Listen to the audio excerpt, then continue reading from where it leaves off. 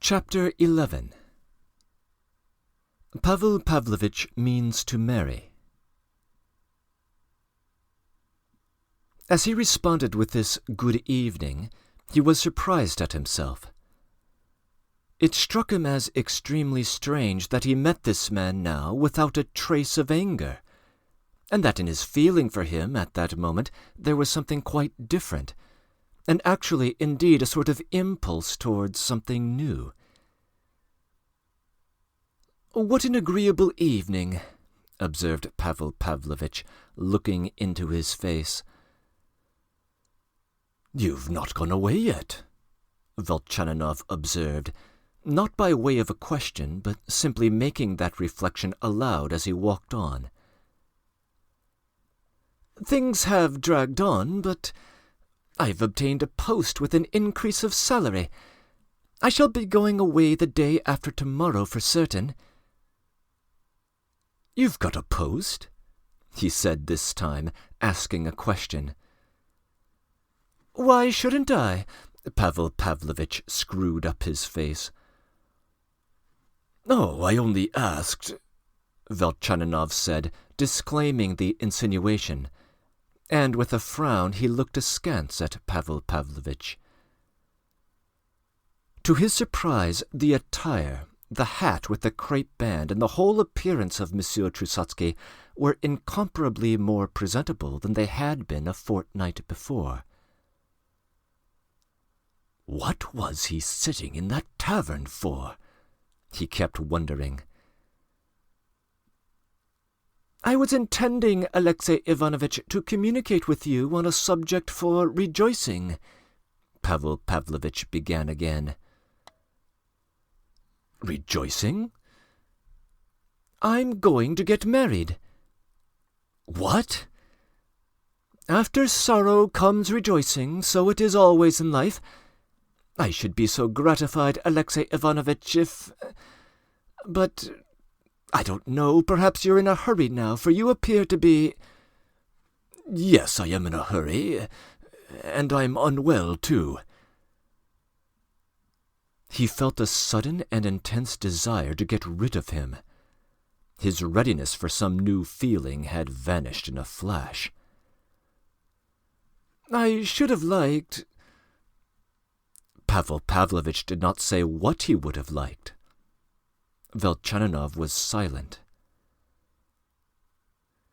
"In that case it must be later on, if only we meet again." Yes, later on," Velchaninoff muttered rapidly, without stopping or looking at him. They were both silent again for a minute. Pavel Pavlovitch went on walking beside him.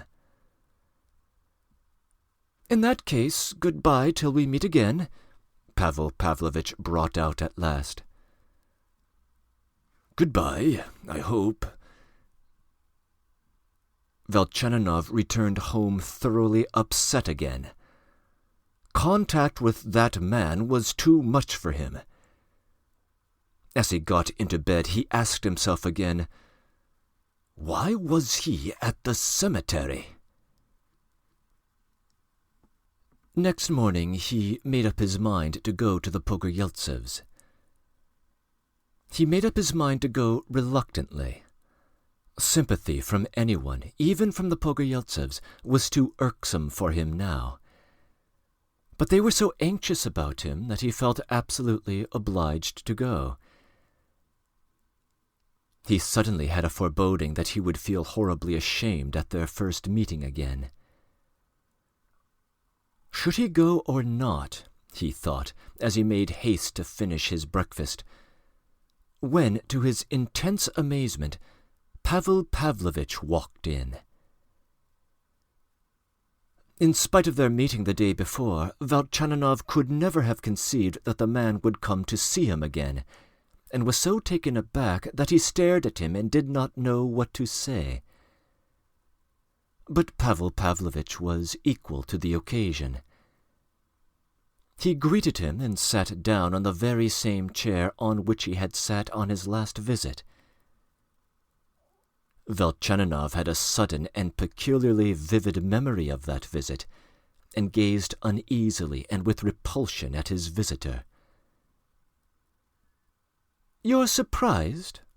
began Pavel Pavlovitch, interpreting Velchaninov's expression. He seemed altogether much more free and easy than on the previous day, and at the same time it could be detected that he was more nervous than he had been then. His appearance was particularly curious. Monsieur Trusotsky was not only presentably, but quite foppishly dressed, in a light summer jacket, light-colored trousers of a smart, close-fitting cut, a light waistcoat, gloves, a gold lorgnette, which he had suddenly adopted for some reason. His linen was irreproachable. He even smelt of scent. About his whole get-up there was something ridiculous, and at the same time strangely and unpleasantly suggestive. "Of course, Alexey Ivanovitch," he went on, wriggling, "I'm surprising you by coming, and I'm sensible of it. But there is always, so I imagine, preserved between people, and to my mind there should be preserved, something higher, shouldn't there? Higher, I mean, than all the conditions and even unpleasantnesses that may come to pass, shouldn't there?" "Pavel Pavlovitch, say what you have to say quickly and without ceremony," said Velchaninov, frowning. "In a couple of words," Pavel Pavlovitch began hastily, "I'm going to get married, and I am just setting off to see my future bride. They are in a summer villa, too. I should like to have the great honor to make bold to introduce you to the family, and have come to ask an unusual favor." Pavel Pavlovitch bent his head humbly. "To beg you to accompany me." "Accompany you where?" Velchaninov stared with open eyes. "To them, that is, to their villa. Forgive me, I am talking as though in a fever, and perhaps I've not been clear, but I'm so afraid of your declining." And he looked plaintively at Velchaninov. "Do you want me to go with you now to see your future bride?" Velchaninov repeated, scrutinizing him rapidly, unable to believe his eyes or ears. "Yes," said Pavel Pavlovitch, extremely abashed. "Don't be angry, Alexey Ivanovitch. It's not impudence. I only beg you most humbly as a great favor. I had dreamed that you might not like, that being so, to refuse." "To begin with, it's utterly out of the question." Velchaninov turned round uneasily. "It is merely an intense desire on my part and nothing more," Pavel Pavlovitch went on, imploring him. "I will not conceal either that there are reasons for it, but I should have preferred not to have revealed them till later, and for the present to confine myself to the very earnest request." And he positively got up from his seat to show his deference. "But in any case it is quite impossible. You must admit that yourself." Velchaninov too stood up. "It is quite possible, Alexey Ivanovitch. I was proposing to present you as a friend. And besides, you are an acquaintance of theirs already. You see, it's to Zalobinin's, to his villa. The civil councillor, Zalobinin." "What?" cried Velchaninov. It was the civil councillor for whom he had been constantly looking for a month before, and had never found at home. He had, as it turned out, been acting in the interests of the other side. Yes, said Pavel Pavlovitch, smiling and seeming to be greatly encouraged by Velchananov's great astonishment. "The very man, you remember, whom you were walking beside and talking to while I stood opposite watching you. I was waiting to go up to him when you had finished. 20 years ago we were in the same office, and that day when I meant to go up to him after you had finished, I had no idea of the sort. It occurred to me suddenly only a week ago." "But upon my word, they are quite a decent family," said Velchaninoff, in naive surprise. "Well, what then if they are?" Pavel Pavlovitch grimaced. "No, of course I didn't mean, only as far as I've observed when I was there—" They remember your being there," Pavel Pavlovitch put in joyfully. "Only you couldn't have seen the family then, but he remembers you and has a great esteem for you. We talked of you with great respect." "But when you've only been a widower 3 months?" "But you see, the wedding will not be at once. The wedding will be in 9 or 10 months, so that the year of mourning will be over. I assure you that everything is all right. To begin with, Fedosey Petrovitch has known me from a boy. He knew my late wife. He knows my style of living and what people think of me. And what's more, I have property, and I'm receiving a post with increase of salary. So all that has weight." "Why, is it his daughter?" "I will tell you all about it." Pavel Pavlovitch wriggled ingratiatingly. "Allow me to light a cigarette. And you'll see her yourself today, too. To begin with, such capable men as Fedosey Petrovitch are sometimes very highly thought of here in Petersburg, if they succeed in attracting notice. But you know, apart from his salary and the additional and supplementary fees, bonuses, hotel expenses, and monies given in relief, he has nothing. That is, nothing substantial that could be called a capital. They are comfortably off, but there is no possibility of saving where there's a family. Only imagine, Fedosey Petrovitch has 8 girls, and only 1 son, still a child. If he were to die tomorrow, there would be nothing left but a niggardly pension. And 8 girls, just imagine, only imagine what it must run into simply for their shoes. Of these 8 girls, 5 are grown up. The eldest is 24, a most charming young lady, as you will see, and the 6th, a girl of 15, is still at the high school. Of course, husbands must be found for the 5 elder ones, and that ought to be done in good time, as far as possible, so their father ought to bring them out. And what do you suppose that will cost? And then I turn up, the first suitor they have had in the house, and one they know all about, that I really have property, I mean. Well, that's all." Pavel Pavlovitch explained with fervor. "You're engaged to the eldest?" No, not to the eldest. You see, I'm proposing for the 6th, the one who is still at the high school." "What?" said Velchaninoff with an involuntary smile.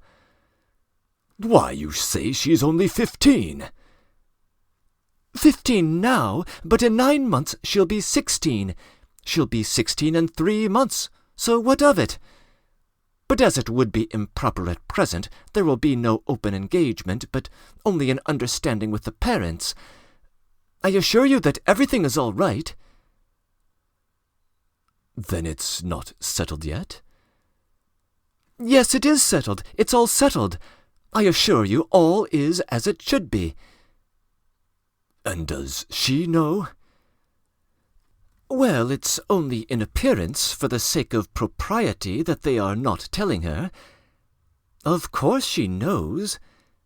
Pavel Pavlovitch screwed up his eyes insinuatingly. "Well, do you congratulate me, Alexey Ivanovitch?" Pavel Pavlovitch concluded very timidly. But what should I go there for? However, he added hurriedly, since I am not going in any case, don't trouble to find a reason.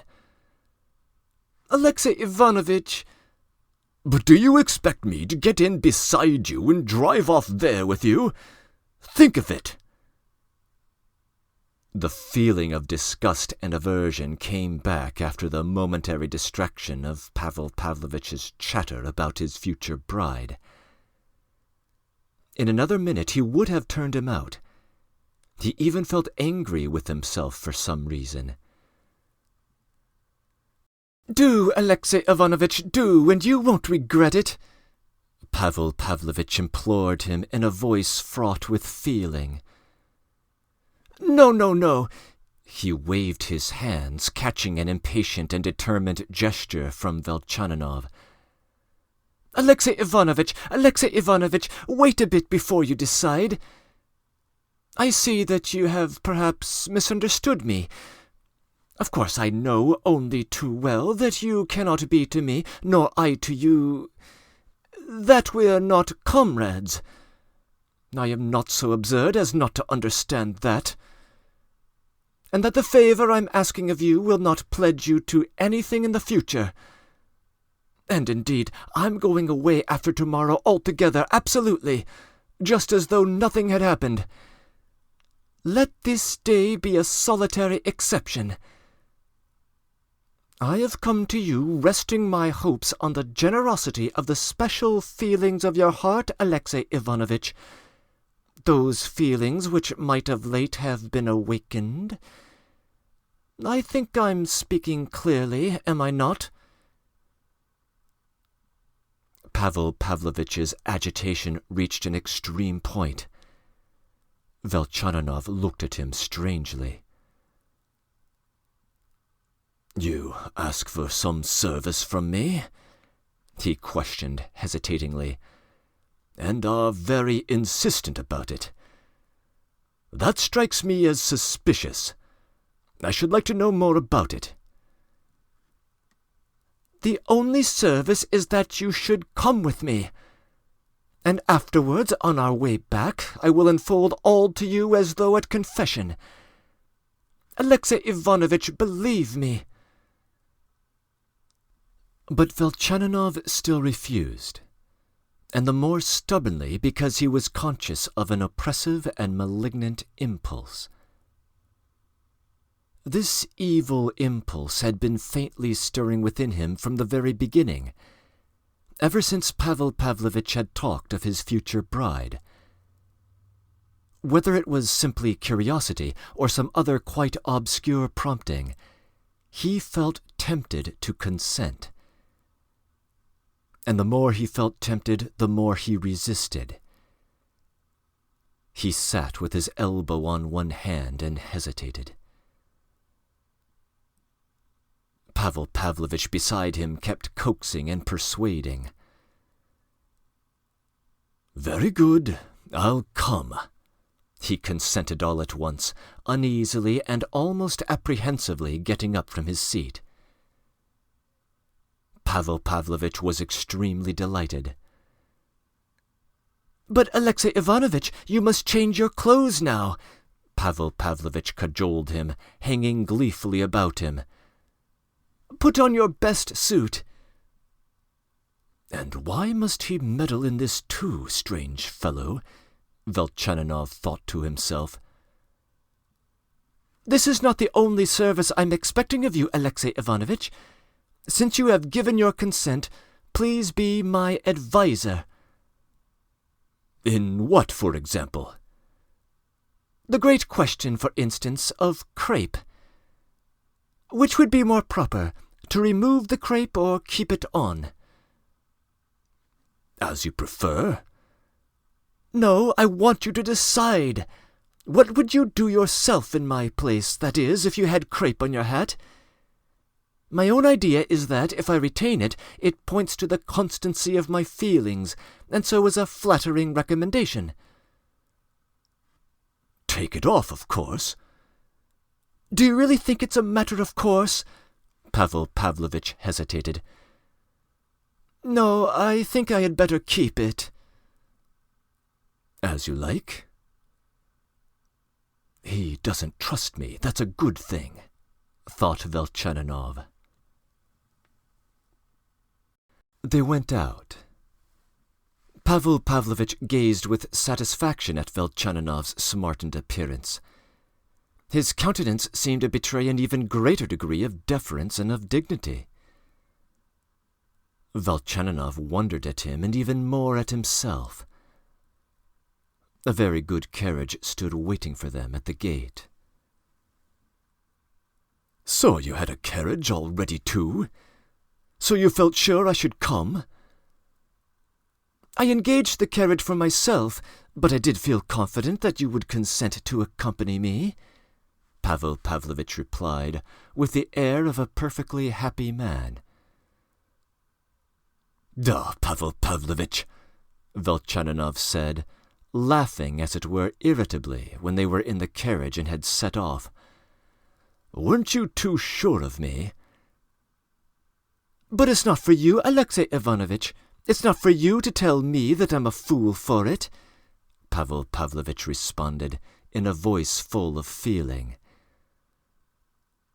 "And Lisa," thought Velchaninov, and at once hastened to dismiss the thought of her as though afraid of sacrilege. And it suddenly seemed to him that he was so petty, so insignificant at that moment. It struck him that the thought that had tempted him was a thought so small and nasty, and he longed again at all costs to fling it all up and to get out of the carriage at once, even if he had to thrash Pavel Pavlovitch.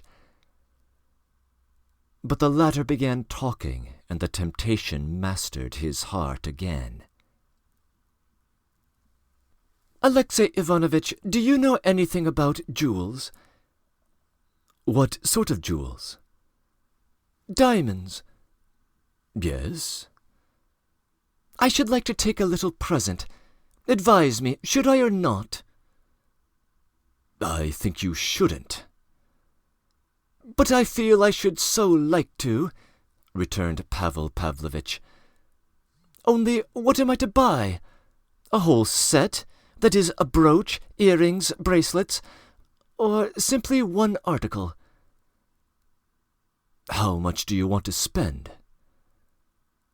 "About 400 or 500 rubles." "Daw! Is it too much or what?" asked Pavel Pavlovitch in a flutter. "Buy a single bracelet for 100 rubles." Pavel Pavlovitch was positively mortified. He was so eager to spend more and buy a whole set of jewels. He persisted. They drove to a shop. It ended, however, in his only buying a bracelet, and not the one that he wanted to, but the one that Velchaninov fixed upon.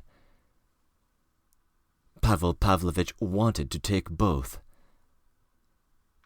When the jeweler, who had asked 175 rubles for the bracelet, consented to take 150 for it, Pavel Pavlovitch was positively vexed. He would have paid 200 if that sum had been asked. He was so eager to spend more. "It doesn't matter, does it, my being in a hurry with presents?" he gushed blissfully when they had set off again. "They're not grand people. They are very simple. The innocent creatures are fond of little presents," he said with a sly and good-humored grin. "You smiled just now, Alexey Ivanovitch, when you heard she was 15. But that's just what bowled me over, that she was still going to school with a satchel on her arm full of copybooks and pens.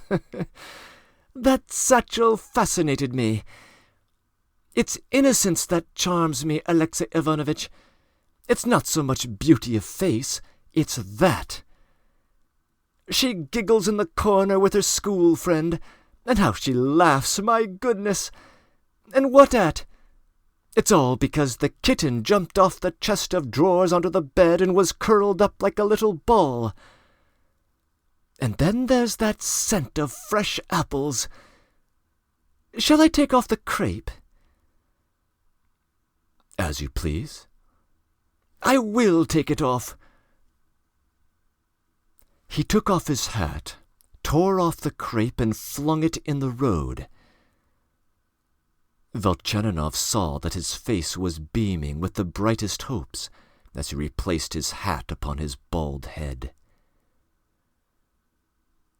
"Can it be that he is really like this?" he thought, feeling genuinely angry. "Can it be there isn't some trick in his inviting me? Can he be really reckoning on my generosity?" he went on, almost offended at the last supposition. "What is he? A buffoon, a fool, or the eternal husband? But it's impossible."